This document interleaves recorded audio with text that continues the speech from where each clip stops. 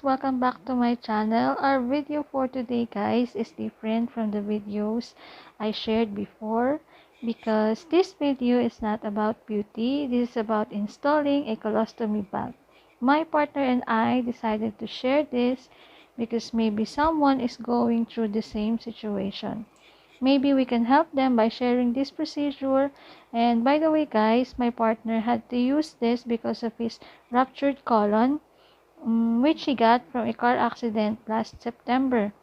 His colon had to be healed before it could be restored to normal.